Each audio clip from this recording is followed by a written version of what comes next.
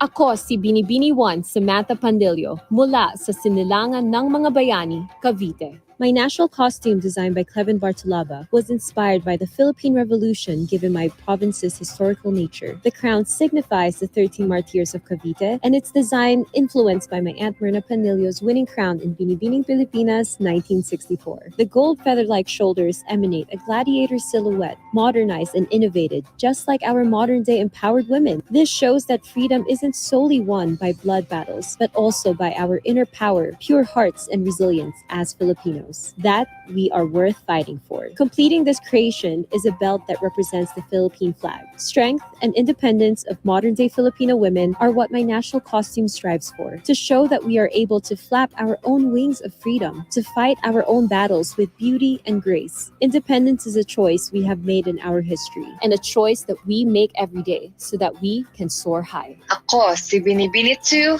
Lois Ann Badando, galing sa lungsod ng Marikina. Bang Bang. This design was inspired by 1900s photos of the indigenous tribes in northern Luzon. It showcases the vibrant and wealthy tradition of the tribes when it comes to clothing. The indigenous tribes in northern Luzon have maintained their distinctive culture, including their traditional clothes lavishly adorned with precious beads and stones. To promote patriotism and support craftsmanship and intricacy with the indigenous fabrics, the designer used blue, red, and yellow shades, which can also be seen in the Philippine flag. The fabric was meticulously weaved in Baguio City and made by Easter Weaving Room with a design of Bang Bang, a term coined in northern Luzon which means butterfly. Claro M. Recto had once wisely observed that a people was set apart by its common experiences. A Filipino had no identity without its people's history. The costume depicts and is inspired by the image of the child Jesus Santo Niño. Santo Niño de Tondo Parish lies at the very heart of Tondo, Manila, which has been a significant part of the Philippine history for centennial of generations.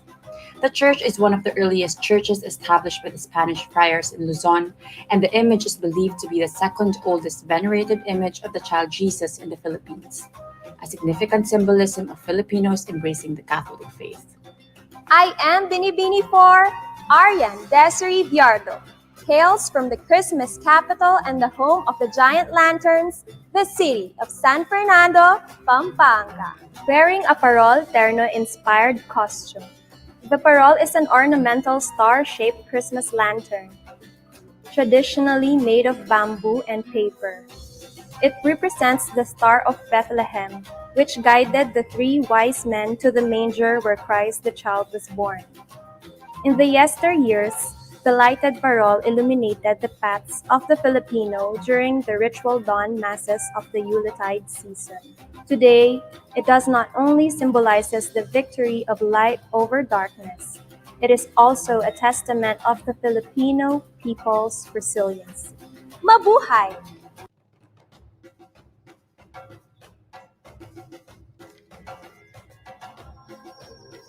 Ako si Binibini 5, Princess Yen Esmela Guanzon, galing sa Occidental, Mindoro. Ang suotang ito ay sumisimbolo ng kultura, tradisyon, sining at kabuhayan ng mga mangyan. Ang mga mangyan ay kilala sa pagiging masipag at malikhain. Ang kanilang pangunahing hanap buhay ay pagtatanim ng palay, gulay, prutas at pangingisda.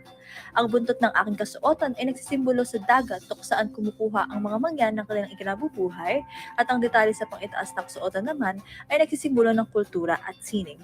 Isa sa pangunahing likhaing sining ng mga mangyan ay ang pakudos na sa paniniwala ng mga tutubo ay nagtataboy ng masasamang espiritu sa kapaligiran.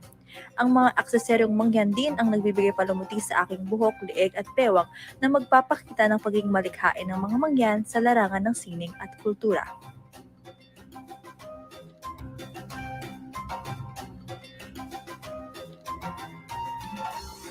Ako si Shannon Jumail Tampon mula sa Caloocan.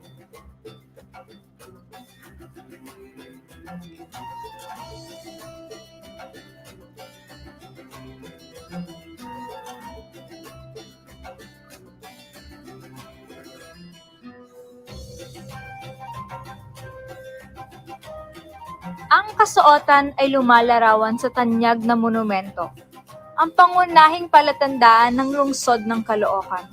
Simbolo ng mga pangyayari, katapangan at kagitingan ng mga Pilipino.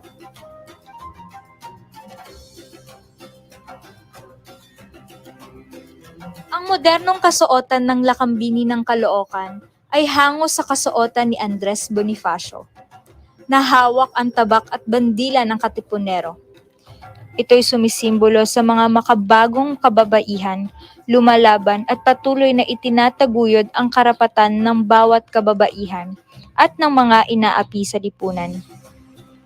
Isang adhikain na mula noon hanggang ngayon ay patuloy na isinusulong upang manatili ang pagkakapantay-pantay ng karapatan ng bawat mamamayang Pilipino.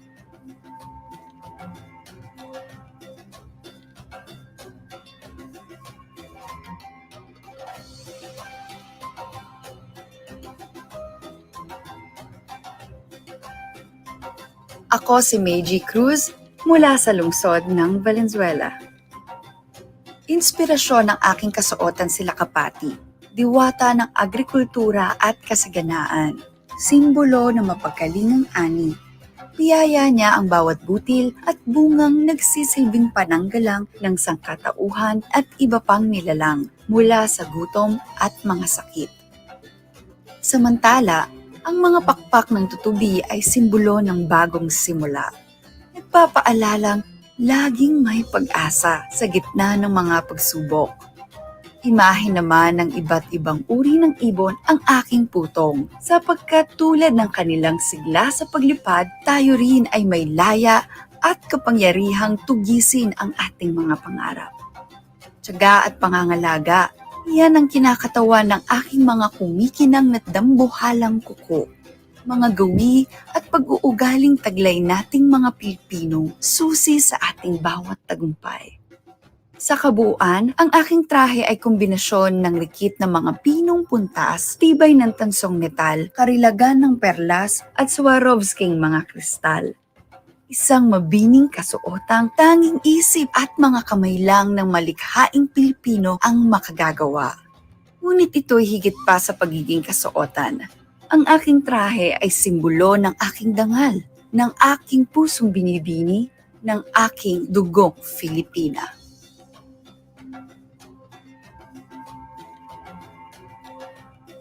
The land of thousand colors. Quezon Province is known for its quaint towns and serene nature views. Not only are we proud of the rich coconut plantations in the province, but we also want to highlight the native dance that is truly Quezonian, the Jota Gumaqueño.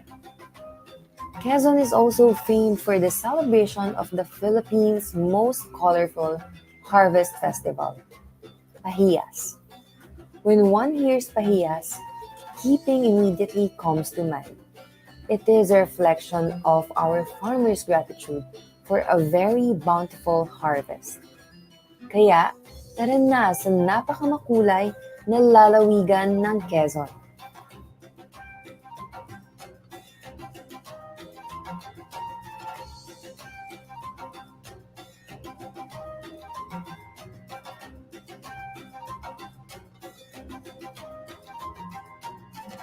The costume was conceptualized from which the city was named after.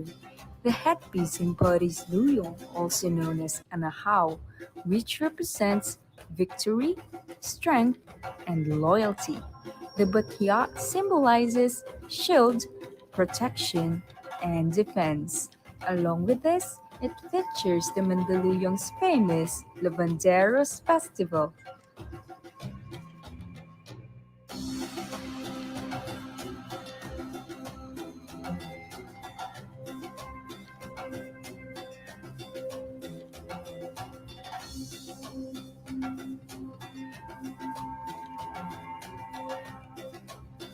Ako si Binibini 10, Maureen Monteng, galing sa Padre Garcia, Batangas.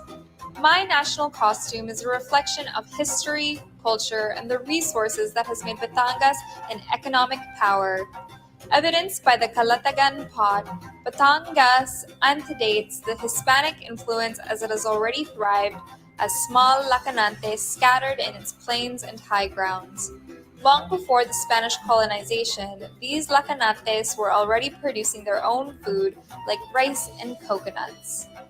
This costume strives to incorporate these historical and cultural dimensions into a stunning masterpiece, a fashion statement that tells the past, present, and future of the beautiful province. Batangas stands resilient, having experienced both volcanic eruption and the pandemic. This is a reminder of the hero in each and every Batangueño, rising despite all adversities. A mystical starry manok-inspired costume that is depicted as a fowl with colorful wings and tail. The magnificent yellow modern Filipiniana gown that represents the color of hope and joy amidst the crisis that the world is facing now. Embellished with jeweled sari manok patches on the bodies of the gown, adorned from the famous and unique embroidery technique in Bukawi, Bulacan, called cadeneta, an art that has been passed on through generations, a world-class craftsmanship, a masterpiece that is regarded as a beacon of yearning through these trying times. A modern, mythical, and cultural Filipiniana ensemble by the renowned Filipino designer Paolo Blanco. This is your Bini Bini 11, Bianca Luis Marcelo from Bukawi, Bulacan. Ako si Cinderella Feo Beniera, galing sa lungsod ng ginintuang pagkakaibigan at pintuang daan ng Hilagang Mindanao, Cagayan de Oro, Misamis Oriental.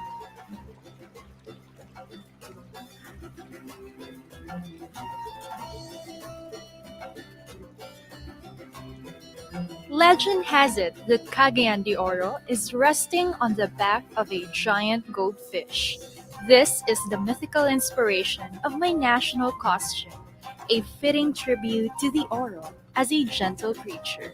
This ensemble is composed of over 10,000 glittering pieces with dominant spangles, representing the golden coconut called kuyamis, abundant in Misamis Oriental, and the namesake of its festival that celebrates good harvest, accentuating the piece as a crown, an homage to Birhen Sakota, who protected the city from invasion.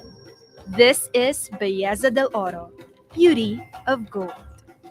This is Binibini Alexandra May Rosales, number 13, from the province of Laguna. This traditional costume is made out of 100% indigenous material. The base is made out of banig cloth, which signifies the simple living of Laguneños and Lagunenses.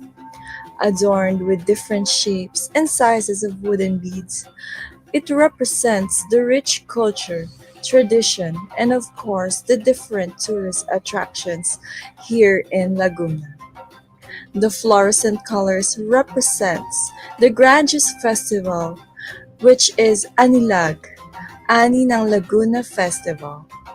This is celebrated yearly every March as a form of thanksgiving to our Almighty God for the bountiful harvest from the Laguna lakes to the rice fields and farms.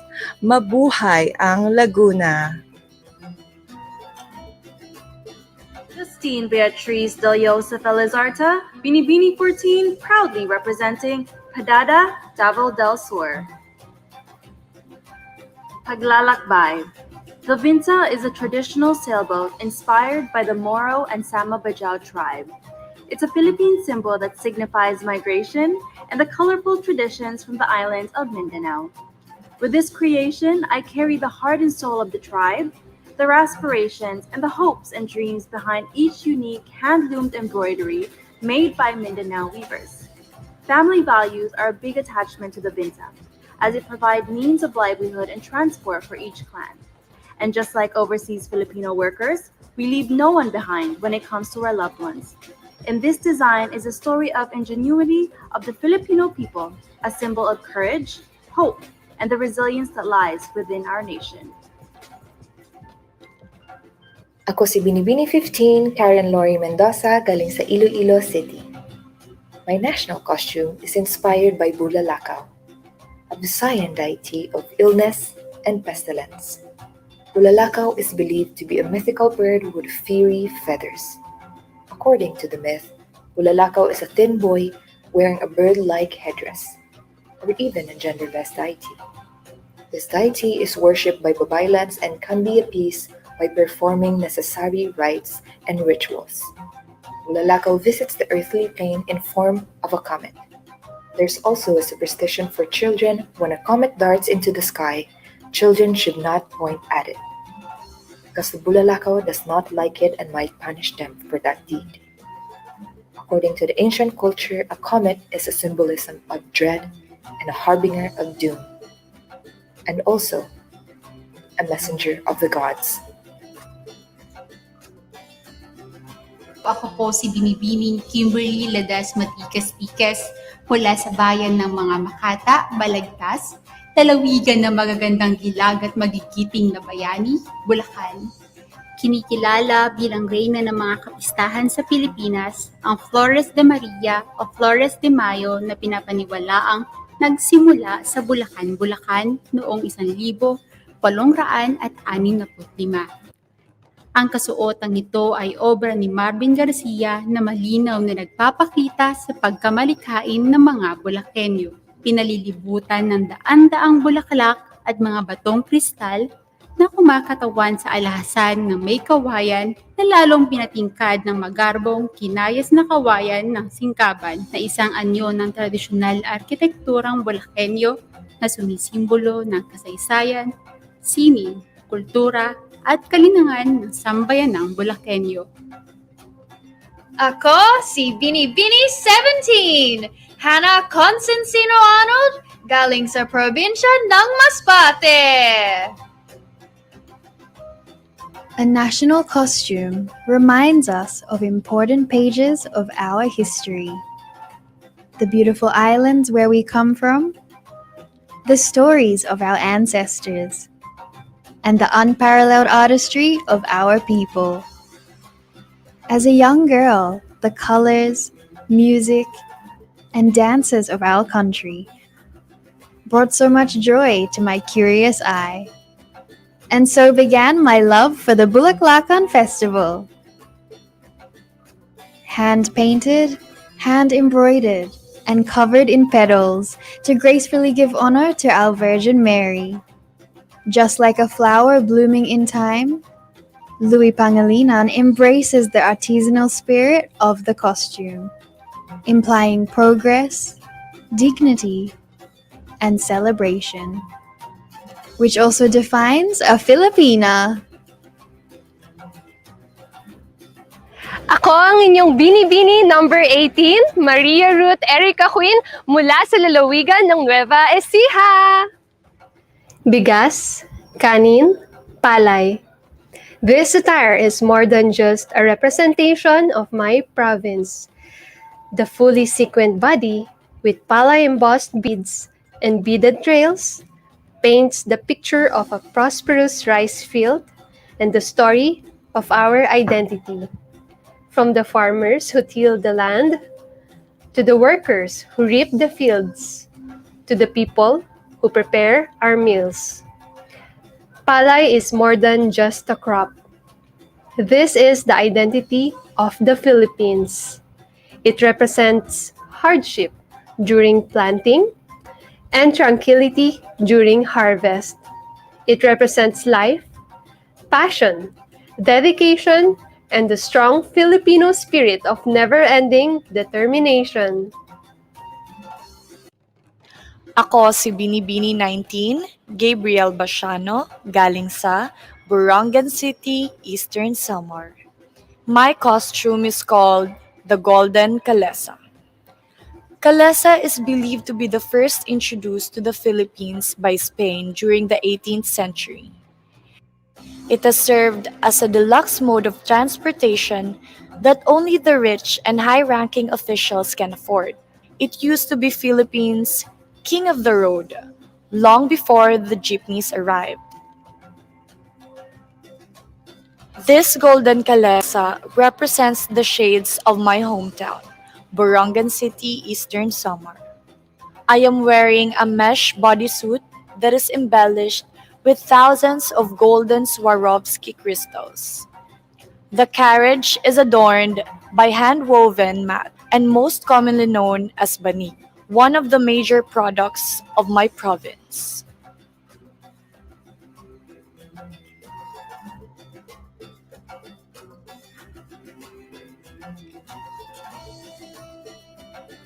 Roy Aquino, the designer, thought of a modernized barot saya that traditionally consists of four parts: a baro or kamesa, a long skirt or saya, a kerchief worn over the shoulders or alampay, and a short rectangular cloth worn over the skirt or patadyong.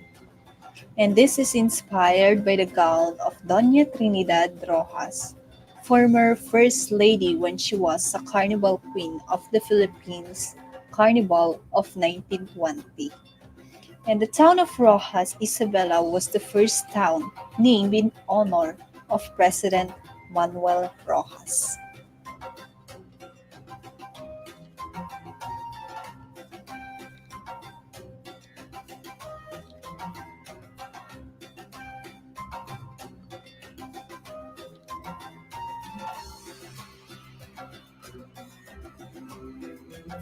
Together with my team, we wanted to highlight the natural riches from the sea, one of the main sources of income by the people in my province. The ocean is an important part of La Union, as we're known to be the surfing capital of the North. I hope that when you remember this piece of me and this piece of La Union, you are reminded of a sea goddess watching the ever changing and ever growing prosperous province of La Union.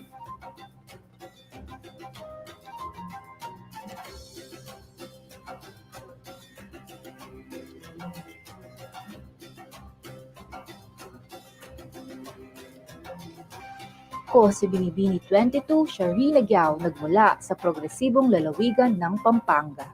DASE, Developing ITA's Strength Through Empowerment. DASE, which means banig in Tagalog, is the main fabric material of this masterpiece. The palay grains represent Pampanga's fertile soil and our hard-working farmers. The crown symbolizes the devotion and high spirituality of Pampanga's patron saint, the miraculous Virgen de los Remedios. Pampanga, a place full of love and a place full of dreams. There may be the toughest time when the Kapampangan region was devoured by calamities. Serenity was lost, but the pride and joy remained in every Kapampangan's heart, which regained who we truly are. Strong-willed, intense, willing to extend hands to build unity. And I am a Kapampangan. Pag maragul ko, Kapampangan ko. Ako si Jasmine Di Makulangan, hali sa probinsya Nin Albay. This costume is named Daragang Magayon or Beautiful Maiden. This is an interpretation of the female protagonist from the legend of Mount Mayon. The fire surrounding Binibini 23 is as scorching as the passion between star-crossed lovers Magayon and Panganoron. Their fiery love might have ended in tragedy, but it led to the rise of the crown jewel of Albay, a befitting costume for Albay's reigning festival queen. La Luz de la Paz.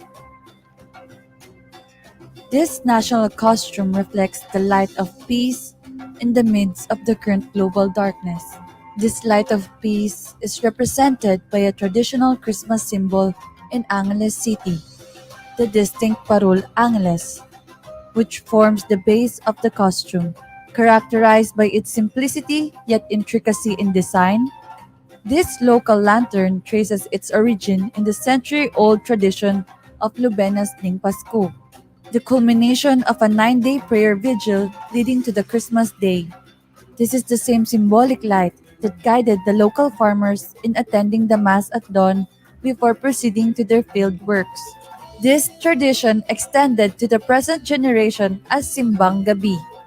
One symbolic intention of this lantern procession, the fish, which represents prosperity, is depicted by the lame fabric details that resemble the fish scales.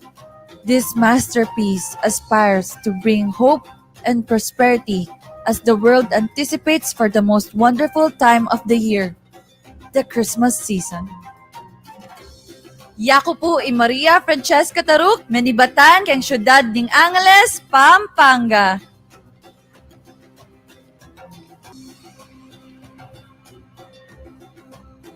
This is a depiction of the traditional Maria Clara dress inspired from the Gigantes Festival of Angono Rizal.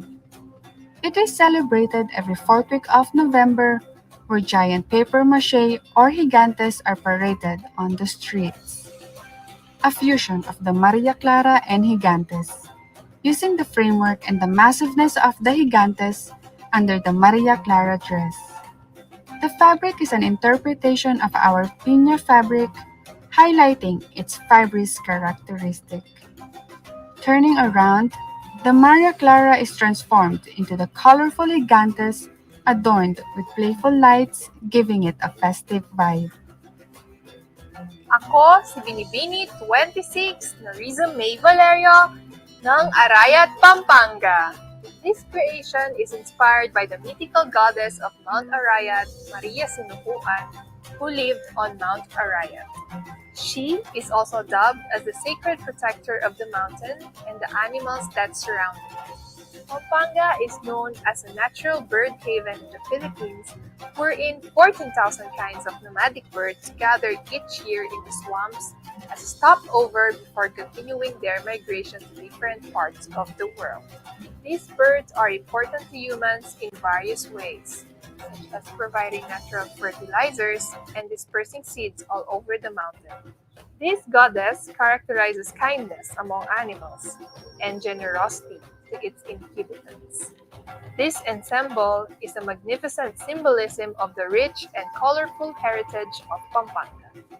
I am a female centurion, demonstrating heroic qualities of a Filipino, bravely leading our century. Depicted by Roman costumes, tunics, and vivid metallic embellishments that have been crafted by local artisans and wood carvers of Paete, Laguna. This reclaimed and recycled warrior ensemble symbolizes women's ability to exhibit our courage and stand up for our rights and core feminine values. Possessing as much strength, determination, and fortitude as any man, I am willing to take up arms and fight for a cause with relentless perseverance. Ako si Binibini 27, Rochelle Liman, mula sa Oriental Mindoro.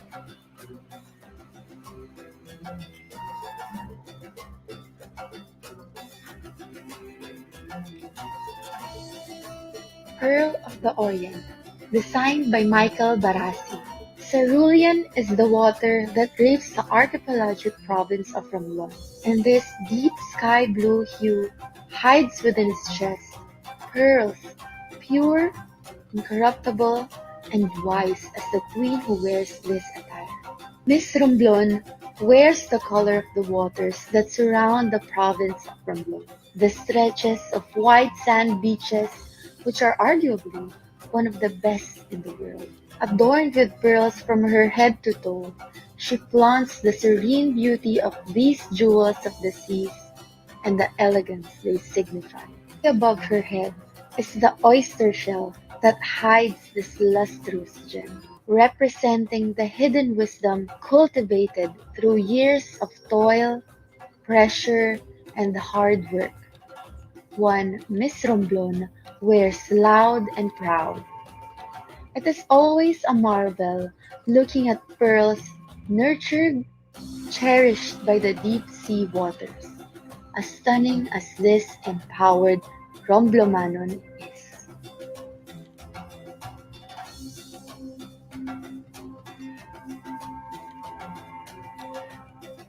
Binibini 29, Alexandra Faith Garcia, lungsod ng Olongapo, lalawigan ng Zambales. Ulo ng Apo, the symbolic name where the city started. The Dove Warrior is a costume inspired by the piece engraved by Apo in Olongapo, who was beheaded by treacherous tribe members. In the hand is the Ulo ng Apo, which empowers the maiden to call for peace in everyone. The ideology of the headpiece worn came from the Dove Monument found in Olongapo City. A rallying cry is shown by the Dove Warrior, an excruciating shout for justice and fairness to all. The Dove Warrior calls for every modern Filipina to be the symbol of peace, like Apo. The Queen of Philippine Folk Dance, Bulaklakan. I am wearing a costume inspired by the famous Filipino folk dance, Bulaklakan. The designer of this national costume, Miss Poisabiana, came up with the idea using vibrant colors to represent the joyful culture of the Philippines. The bodice of this costume is a Filipiniana butterfly sleeves adorned with precious pearls from the South Sea. Spanish lace were used for the top fabric, and the flamboyant skirt is filled with flowers to signify festivity and glamour.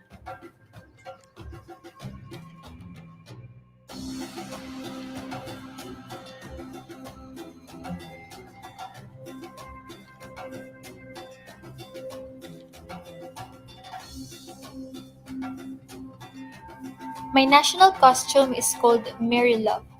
This was made to pay tribute to our Mother Mary, who has been our rock amidst the recent Taal volcano eruption. We chose to wear something that will signify the strength and hope of all Batangueños, especially people of Agoncillo who were greatly affected by the recent catastrophe. I carry with me the Holy Rosary, same with what most of the families have carried during the afternoon of January 12, 2020. It was our weapon, our shield, and our rock. In my head is a tiara that signifies unity among all Filipinos who helped us during our unforgettable nightmare. Its silver linings and crystal is a reminder for us to be grateful for everything that we've received. The trailing cape with thousands of Swarovski crystals represent thousands of Batangueños who is with me as I walk with distress. Each step I take is a step closer in resurrecting our faith that one day soon we will be triumphant once more. We also chose the color red as a manifestation of the burning desire of all Batangueños to rise from the ashes.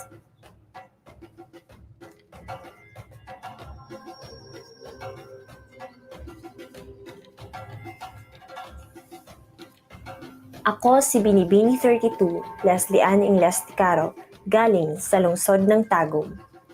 Waling-waling, soon my impeccable skills to be worn by Binibini, showcasing the culture and fashion of Mindanao, celebrating the beauty of the Philippine flora, representing the grace, strength, and essence of a Filipina. This couture creation is proudly made by a Mindanaoan couturier and bead master, Mark Joseph Sayed, to exemplify that the Filipina beauty is more than what meets the eye. Filipina beauty has become transformative, that it has broken stereotypes and beauty standards, and that Filipina beauty mirrors culture, experience, substance, authenticity, and life. A binibini is a waling-waling, highly coveted, majestic, and one of a kind. Ako si Binibini 33, Bellatrix Stan, galing sa Zamboanga City. Subang, full moon worship of the Subanans. A creation that mirrors the rich culture of the first inhabitants of the Zamboanga Peninsula. Princess Nayak, a royal princess of the tribe Subanan, the daughter of Subanan King, King Timway Saragan. She is a reformed royal princess who travels regularly from one location to another to clear more forest fields. She is destined to be a fierce warrior princess who will be the strongest and most powerful Subanan tribesman. Traditional wear consisted of upper and lower garments with headdress and other accessories. The tight-fitting garment that was generally black made that symbolizes of the night as the time of worship of the tribe. This confirms that the belief of the black garment can shield them against eclipse. This attire in full regalia consisting of sub, upper, magpandyo, headdress, gilang, bracelet, singil, anklet. Aside from the pious signification of the black garment, it was practical on the part of the Subanans the use of gold details, as an expression of the tribe's beliefs in supernatural entities, and the red as a sign of blood for the defense of the tribe's ancestral domain. Sultan Kudarat Princess. Since time immemorial, brass body ornaments have been seen as symbol of status, especially in the southern Philippines. They signify the preservation of cultural values and immortality of royal beauty. Each style pattern epitomizes hard work and skills of the artisans. Sultan Kudarat, a Muslim ruler who reigned and asserted his leadership in the entire Sultanate of Maguindanao, was a paragon of a real warrior. It is only fitting that he will serve as the inspiration of this masterpiece. The details and patterns were hand beaded and individually attached to the fabric to commemorate the journey and sacrifices of Sultan Kudarat before he became a revered hero of our country. Inal fabric, which is known to be worn by royal families and community leaders, is the main material used to complement the whole look of this national costume. Ethnic patterns and gold brass amulets and neckpiece believed to be the symbol of power and sovereignty which is still worn by the people of Sultan Kudarat. This masterpiece is a manifestation of modern interpretation of ultimate ruler and none other than the women of today embracing their talent and purpose to bring equality and fairness. The one who will wear the costume will surely exhibit a character of physical resilience, mental toughness, emotional stability, and spiritual fortitude.